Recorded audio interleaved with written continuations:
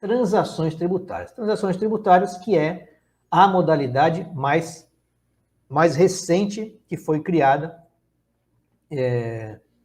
principalmente no âmbito federal, né? Especialmente no âmbito federal, porque eu tenho conhecimento que pelo menos o estado de São Paulo foi que criou também uma modalidade de transação tributária.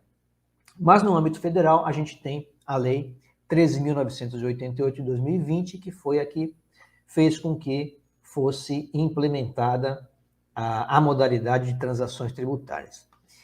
E, via de regra, o que são as transações tributárias, né?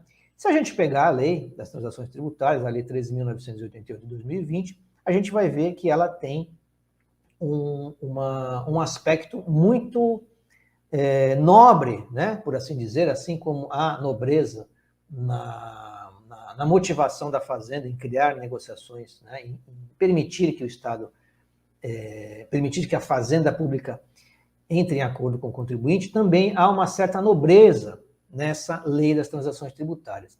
Ela diz, em tese, que a partir do momento em que a lei foi promulgada, a Fazenda Nacional poderá entrar em acordo com o contribuinte de modo a trazer para aquele contribuinte uma condição mais benéfica para o pagamento daquela dívida tributária, obviamente sem que isso traga prejuízo para o Estado, né?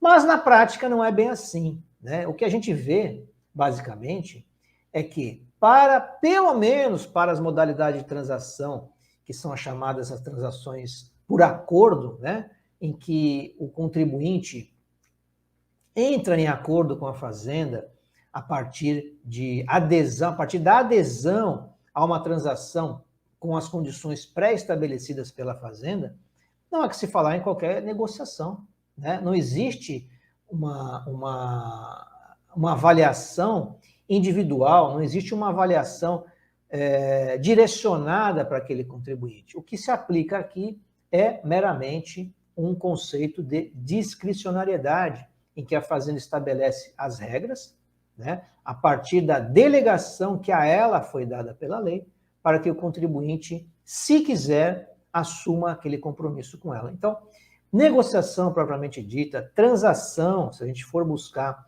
o conceito estrito sensu, né, de negociação e de transação, a gente vai ver que o que existe é meramente um contrato de adesão do contribuinte em relação à cobrança daquele crédito tributário. Ele confessa aquele crédito tributário, como faz em qualquer outra modalidade de negociação, e passa a recolher de forma parcelada, né, com base naquilo que foi estabelecido na lei e na regulamentação criada pela Fazenda Pública, né, aqui no caso pela Procuradoria-Geral da Fazenda Nacional ou pelo Ministério da Economia, quando a gente estiver falando em crédito tributário ainda não inscrito em dívida ativa. Então, nesse caso das transações tributárias, houve a edição da Lei 13.988, que aparentemente traria algum tipo de novidade, né?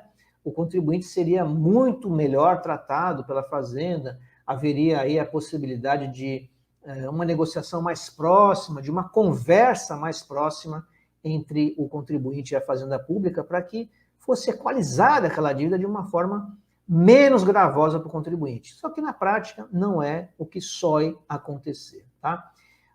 Existem também as chamadas transações individuais, né, em que os contribuintes podem requerer o parcelamento e podem apresentar as razões, né, os motivos que o fazem a requerer uma redução em percentuais determinados dos juros das multas dos encargos legais, tá? Mas isso a partir de débitos acima de 15 milhões de reais. Então, a maioria dos contribuintes fica fora dessa possibilidade de fazer uma negociação individual e tem que partir para aquelas negociações que são propostas pela Fazenda, tá?